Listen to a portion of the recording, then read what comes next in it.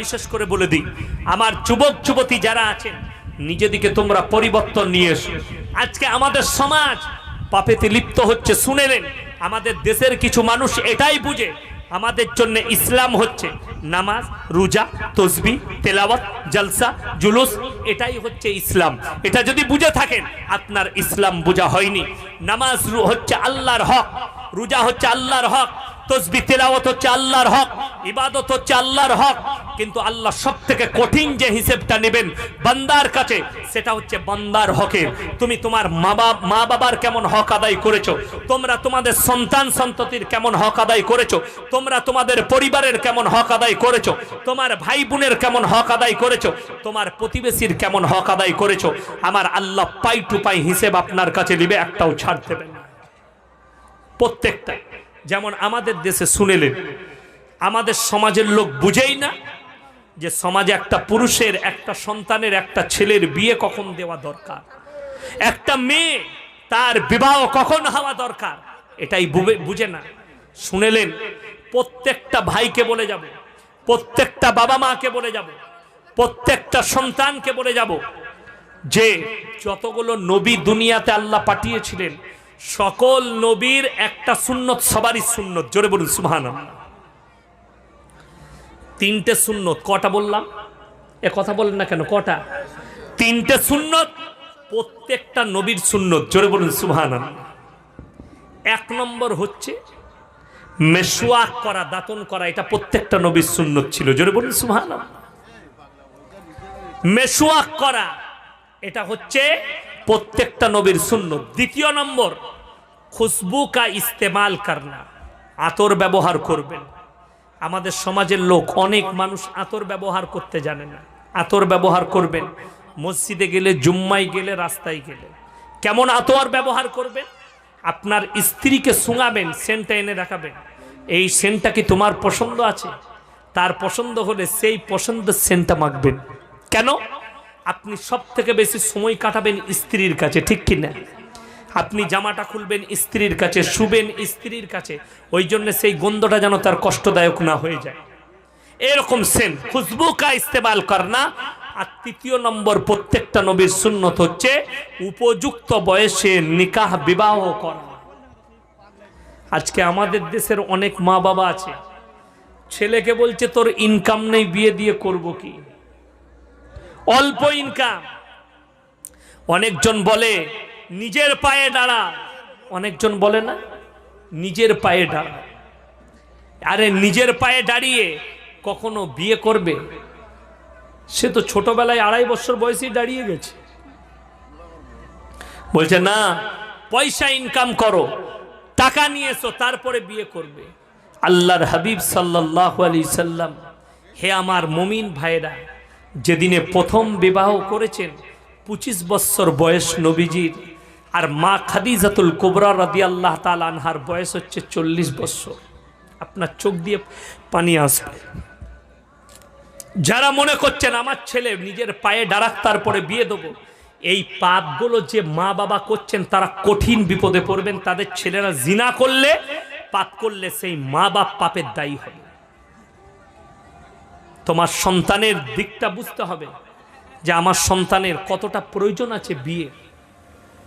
আমি যখন মাদ্রাসায় পড়ি না, আমার পড়তে পড়তে বিয়ে ঠিক হয়ে গেছে। তখন আমি উত্তরপ্রদেশ লখনৌ ইরফানিয়ায় পড়ি, মাদ্রাসা আলিয়া ইরফানিয়ায় কিরাত পড়ি। সেই বছরেই আমার মা বিয়ে ঠিক করে দিয়েছে। ফারেক হওয়ার পরে যখন কিরাত পড়তে গেলাম, মা বললে তোমার বিয়ে ঠিক করে ফেলছে। মনে অসুবিধা নাই, করো। গেলাম। আমি যেদিনে মাদ্রাসায় এসে লেগেছি, আমার বেতন ছিল মাত্র 2000 টাকা। কত বললাম? 2000। আল্লাহর কসম, সেদিনেও যে বরকত পেয়েছে, আজ ওই বরকতটাই আছে। কোনোদিন কমি পাই নাই, কোনোদিন কমি হয়নি। কেন জানেন? ইখলাসের উপরে।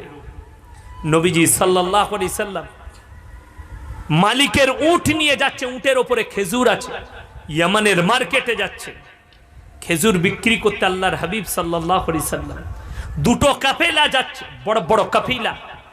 একদিকে যে কাফেলাটা যাচ্ছে, সেই কাফেলায় কমপক্ষে 50টা উটের ওপরে মাল যাচ্ছে, একটাই মালকিনের, তার নাম হচ্ছে মা খাদিজাতুল কুবরা রাদিয়াল্লাহু তাআলা আনহা। জোরে বলুন সুবহানাল্লাহ। তিনি উটের ওপরে বসে আছেন, তার সঙ্গে তার সেবিকা যাচ্ছে, 20 থেকে 25টা সেবিকা। কেউ চুল বেঁধে দেয়, কেউ আপনার কাপড়টা পরিয়ে দেয়, কেউ আপনার খাবার খাইয়ে দেয়, বিভিন্ন কাজে লিপ্ত আছে, কেউ পানি ঢেলে দেয় বালতি থেকে। মা খাদিজা আছেন উটের ওপরে, আল্লাহর হাবিব সাল্লাল্লাহু আলাইহি সাল্লাম আর একদিকে, দুদিকে দুটো কাফিলা, আর একদিকের কাফিলাই যাচ্ছেন আল্লাহর হাবিব সাল্লাল্লাহু আলাইহি সাল্লাম নিজের মালিকের উটটা টেনে নিয়ে যাচ্ছেন। মা খাদিজার নজর পড়ে গেল নবীজি সাল্লাল্লাহু আলাইহি সাল্লামের চেহারা মুবারকের উপরে। এত চমক দিয়েছিলেন আল্লাহ তাআলা, এত নূর দিয়েছিলেন নবীজির চেহারায়, এত নূর যে সেই চমকটাই যেন দেহেলি দিলে কাকে, মা খাদিজার হৃদয় যেন গলে গেল। কেন জানেন? মা খাদিজাতুল কুবরা রাদিয়াল্লাহু তাআলা না অনেক দিন থেকে খোঁজ করছিলেন কার? আল্লাহর হাবিব সাল্লাল্লাহু আলাইহি সাল্লামের। মা খাদিজাতুল কুবরা রাদিয়াল্লাহু তাআলা আনহা একদিন স্বপ্ন দেখলেন, আসমান থেকে চাঁদটা যেন ভেঙে আসছে, আর আমার কোলেতে পড়ল, আর 7টা টুকরো হয়ে বেরিয়ে গেল। এই স্বপ্ন দেখলেন কে? মা খাদিজাতুল কুবরা রাদিয়াল্লাহু তাআলা আনহা। এই স্বপ্ন দেখার পরে তিনি ছুটে গেলেন ফজরের পরে নিজের ভাইয়ের কাছে, চাস্তো ভাইয়ের কাছে, হে আমার ভাই, তুমি স্বপ্নের ব্যাখ্যা করো। আমি তো আজকে আজীব ও গরীব স্বপ্ন দেখেছি যে চাঁদটা যেন আসমান থেকে ভেঙে আমার কোলে এলো, 7টা টুকরো হয়ে বেরিয়ে গেল। বলে, হে খাদিজা, তুমি হচ্ছ ভাগ্যবান, তুমি হচ্ছ একজন ভাগ্যবতী। বললে, কেন? বলে, এই পৃথিবীতে এমন একজন দূত আসবে, তিনি হবেন আখরি নবী, তার সঙ্গে তোমার বিবাহ বন্ধন হবে, কিন্তু 7টা সন্তান হবে, একটাও কিন্তু বেঁচে থাকবে না। জোরে বলুন সুবহানাল্লাহ। যখনই দেখেছেন আল্লাহর হাবিবকে, বললে, আইনা মুহাম্মদ, আপনি কি মুহাম্মদ? আল্লাহর নবী বললেন, হ্যাঁ, আমি সেই ইতিম আমিনার বেটা আব্দুল্লাহর সন্তান, আমিনার পুত্র, আমি হচ্ছি সেই মুহাম্মদ। মা খাদিজাতুল কুবরা রাদিয়াল্লাহু তাআলা আনহা নবীজিকে প্রস্তাব দিয়ে ফেললেন, আমি তোমাকে বিবাহের প্রস্তাব দিচ্ছি। তার যে সেবিকারা ছিল তারা বললে, ছি ছি ছি ছি ছি, আপনি কাকে? একটা গোলামকে, যে লোকের কর্মচারী, তাকে আপনি প্রস্তাব দিচ্ছেন বিবাহের? মা খাদিজা বললে, আল্লাহর কসম, তোমরা এই ধরনের কথা বলো না। আমি যে মানুষটাকে বিবাহের প্রস্তাব দিয়েছি আমার আল্লাহ জানেন, তিনি হচ্ছেন পৃথিবীর আদি থেকে অন্ত পর্যন্ত সৃষ্টির শ্রেষ্ঠ, ইনি হচ্ছেন হযরতে মুহাম্মদ মুস্তাফা। সকলে বলুন সাল্লাল্লাহু আলাইহি ওয়াসাল্লাম। জোরে বলুন সুবহানাল্লাহ। আমার নবী, বিশ্ব নবীকে যেদিনে বিবাহ করলেন, সেদিনে আল্লাহর নবীকে বললেন, ইয়া রাসূলুল্লাহ, ইয়া হাবিবাল্লাহ, হে আমার আল্লাহর নবী, আমার কাছে যতগুলো সম্পদ আছে আমি আপনাকে 2 হাত খুলে আপনাকে উর্সে দিলাম, আপনি 2টো হাত খুলে ইসলামের জন্য আর নিজের জন্য যত পারবেন খরচ করুন। জোরে বলুন সুবহানাল্লাহ। নবীজির কাছে ইসলাম প্রচারের জন্য আল্লাহ তরফ থেকে মাল এলো। মা খাদিজাতুল কুবরা রাদিয়াল্লাহু তাআলা আনহাকে নিকাহ করার পরে সমস্ত মালগুলোকে উর্সে দিলেন। রুজির মালিক সকলে বলুন কে? আল্লাহ। আর আপনি বলছেন আমার বেটার বিয়ে দিলে বেটা খাওয়াবে কি? তোমার আল্লাহর প্রতি বিশ্বাস নেই। যে আছে তার বিবি হোক, তার সন্তান হোক, তার জুড়ি হোক, যেই তার কাছে আসে তার রুজির দায়িত্ব কে নেয়? আমার আল্লাহ। রুজি কে মাপেন? সকলে বলুন আল্লাহ। আল্লাহর কসম, আপনি দস্তরখানে বসবেন, প্লেটে খাবার থাকবে, আপনার রুজি আল্লাহ মাপবেন। ঠিক বলছি না ভুল বলছি? আপনার যদি পাতলা পায়খানা হয় আর আপনার সামনে যদি দামি খাসির বিরিয়ানি নামা হয়, দামি চালের বিরিয়ানি, আপনি খাবেন? বার করে এটা সরাবেন, এটা খাবেন। কারুর যদি শরীর অসুস্থ হয়, ধরেলেন কেউ কি যদি পানির পিপাসা লাগে, প্রচন্ড তেষ্টা লেগেছে, তাকে যদি বলেন দাদা থামস আপ দিই 1 গ্লাস, না চলবে না, পানি নিয়ে। যদি বলে দাদা ডাবের জল দিই, সরা না, পানি আনতে বলছি। পৃথিবীর যতগুলো কোল্ড ড্রিঙ্কস আছে সব দিলেও লাত মেরে ছুড়ে দিবে, তার পানিরই প্রয়োজন।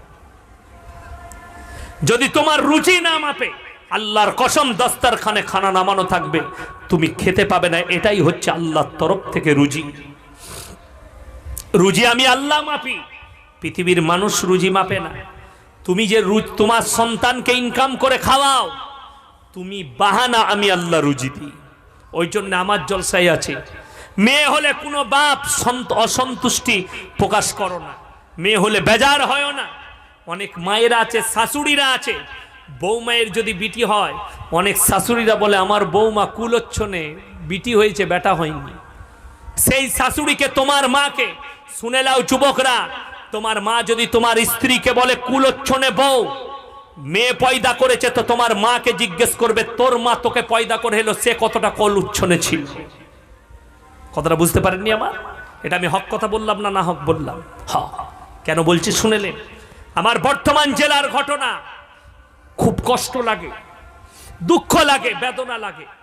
বৌমায়ের পেটে বাচ্চা, শাশুড়ি আর স্বামী বলছে বাপের বাড়ি যাচ্ছ যাও, যদি বেটা ছেলে হয় তাহলে ফিরবে, বিটি হলে আমার ঘরে এসো না, তোমাকে তালাক দিয়ে দেবো। কত কষ্ট লাগে। তাদেরকে যারা মুসলমান বলবে তারা পাপী হয়ে যাবে, লিখে নিয়ে যান। তারা কখনো মুসলমান হতে পারে না, এরা বেঈমান, কাফের থেকেও খারাপ, এরা জাহান্নামের খোরাক। যারা আল্লাহ সৃষ্টির উপরে অসন্তুষ্টি প্রকাশ করে। আর আমার নবীজি সাল্লাল্লাহু আলাইহি সাল্লাম সাহাবীদেরকে বললেন, হে আমার সাহাবীরা শোনো, যে বাড়িতে প্রথম মেয়ে পয়দা হয় সেই বাড়িতে আল্লাহর রহমত বর্ষিত হয়। জোরে বলুন সুবহানাল্লাহ। সবথেকে বড় দলিল, আল্লাহর নবী সাল্লাল্লাহু আলাইহি সাল্লামের একটাও বেটা বেঁচে ছিল? কথা বলেন না কেন আপনারা? না, সব মেয়েরা বেঁচে ছিল। জোরে বলুন সুবহানাল্লাহ। মেয়েরা, বরকতপূর্ণ মেয়েরা বেঁচে ছিল। জানেন, আপনার মেয়ে হলে মেয়েটাকে পর্দা নসিবা করো, তাকে সৎ করো, তাকে পরেজগার মুত্তাকি করো, তুমি ওই বিটির বাদৌলতে জান্নাত পাবে। কেন জানেন? মা ফাতেমাতুজ জাহরা রাদিয়াল্লাহু তাআলা আনহা, আমার মায়েরা ভালো করে শুনবেন, আল্লাহর হাবিব সাল্লাল্লাহু আলাইহি সাল্লামের লাডলা বিটি, হাসান হোসেনের আম্মা জান হযরত আলীর বিবি, যখন মৃত্যুর শয্যায় আলীকে ডেকে বললেন, এ আলী, আমি যদি তোমার পূর্বে মারা যাই, তুমি আমার দাফন কাফন রাতের অন্ধকারে করবে। বললে কেন? বললে আল্লাহর কসম করে বলছি, আজকের দিন পর্যন্ত আমি আমার চোখের দ্বারা কোনো পর পুরুষকে স্পর্শ করিনি। আজকের দিন পর্যন্ত কোনো পর পুরুষে আমাকে তো দূরের কথা, আমার কাপড়ের একটা সুতো পর্যন্ত দেখতে পাই। ওই জন্য আমার ভাই, একটা কথা মাথায় রাখবেন, আপনি আপনার সন্তানকে সুশিক্ষা দেন, আপনার মেয়েকে পর্দা নসিবা করুন, আপনার মেয়ের বয়স উপযুক্ত হলে বিবাহ দেন, আপনার সন্তানের বয়স উপযুক্ত হলে বিবাহ দেন। বিয়ের পরেও পড়া যায়, যাই না? যাই না। বিয়ের পরে আপনার মেয়ে, তার স্বামী চাইলে, তার শ্বশুর ঘরের লোক চাইলে সে কলেজে পড়বে, সে স্কুলে পড়বে, এতেরাজ নাই। তোমার ছেলের বিয়ে দিয়ে দাও, বিয়ের পরে সে কলেজে পড়বে। যদি বলেন বিয়ের পরে পড়া হবে না, তোমার জানা নেই। আমার আব্বাজি পশ্চিমবাংলার এমনই একজন আলেম, যিনি বিয়ের পরে পড়াশোনা করে মৌলবি হয়েছে।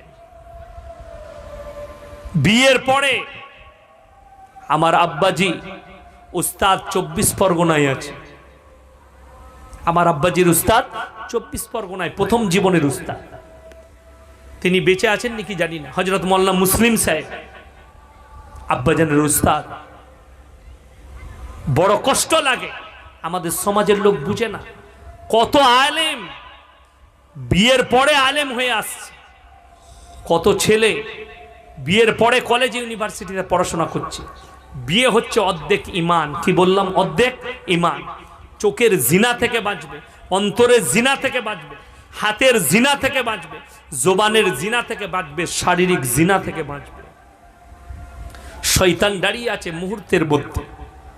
আর পুরুষ থেকে বলবো, যুবক থেকে বলবো, নিজেদের ইমানকে মজবুত করুন, বদকার নারীর কাছ থেকে নিজের চোখকে সরিয়ে রাখুন।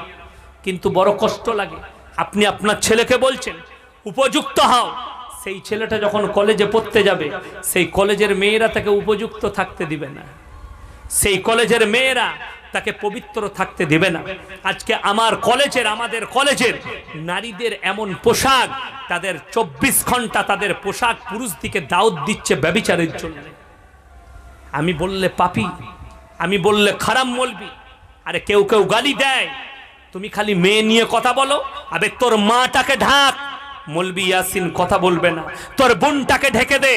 যেগুলো ঢাকা পর্দা নাসিবা মেয়ে, তাদের বিরুদ্ধে আমি বলেছি কখনো না।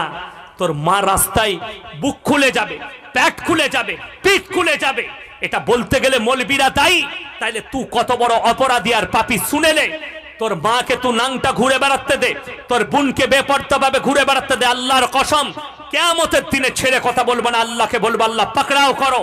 এই নেমো খারামরা আমাদের মতো মৌলবীকে হক কথা বললে গালি দিয়েছে, ওই অঙ্গগুলো আল্লাহ কিয়ামতের দিনে আগুন দিয়ে ঢাকবেন, জাহান্নামের আগুন দিয়ে। যে সমস্ত নারীরা নিজেদের পেট পিঠ মাথার চুল খুলে ঘুরে বেড়ায়, আজকে কষ্ট লাগে। মুসলমানদের মেয়ে তারা কখনো চুল কাটতে পারে? মুসলমানদের মেয়ে তারা কখনো জিন্সের প্যান্ট গেঞ্জি পরতে পারে? হাজার হাজার কলকাতায় দেখিয়ে দেবো, যাদবপুর বিশ্ববিদ্যালয় থেকে শুরু করে যতগুলো বিশ্ববিদ্যালয় আছে, যতগুলো কলেজ আর ইউনিভার্সিটি আছে, আপনাকে দেখিয়ে দেবো হাজার হাজার মুসলিম মেয়ে নিজেদের পেট পিঠ বার করে নিজেদের ইজ্জতকে বিলীন করছে। 14ই ফেব্রুয়ারি কতগুলো মুসলমানদের মেয়ে নিজেদের ইজ্জতকে লুটিয়েছে, কতগুলো মুসলমানদের যুবক তাদের যৌবনগুলোকে হারাম রাস্তায় খরচ করেছে, আপনি অনুভব করতে পারবেন না।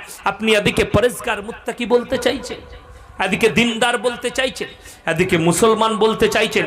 আল্লাহর কসম ইসলাম এদিকে মুসলমানের তাকমা দেয় না। মুসলমান হচ্ছে, শুনেলেন, ইন্না জাআলনা মা আলাল আরদি জিনাতাল লাহা লিনাবলুয়াহুম আইয়ুহুম আহসানু আমালা।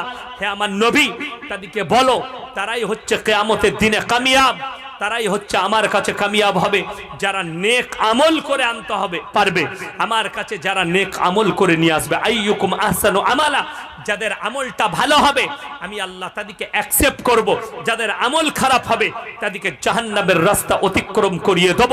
পৃথিবীর কোনো শক্তি তাদেরকে রুখতে পারবে না। যদি আপনার মনে মনে হয় আমি যতগুলোই পাপ করি, যতগুলোই অন্যায় কাজ করি, যতগুলোই বিপদগামী কাজ করি, আমার মৌলবীরা আমাকে জান্নাতে নিয়ে যাবে, তো এটা তোমার ভুল, এটা তোমার ভুল বার্তায় বসে আছো। তুমি যদি মনে করো আমার মতো ইয়াসিনকে পীর ধরো আর 100টা পীরের মুরিদ হও, আল্লাহর কসম করে বলে যাচ্ছি সেদিনে তুমি ফেরে পড়ে যাবে, তোমার পীর তোমার দিকে তাকিয়ে দেখবে না। যেহেতু কিয়ামতের দিনে ওই মানুষরাই ফেরে পড়বে যারা পীরের দোহাই দিয়ে, হুজুরের দোহাই দিয়ে, মৌলবীদের দোহাই দিয়ে, বাপের দোহাই দিয়ে যারা পাপ কাজ করেছে আর জান্নাতের আশা করে বসে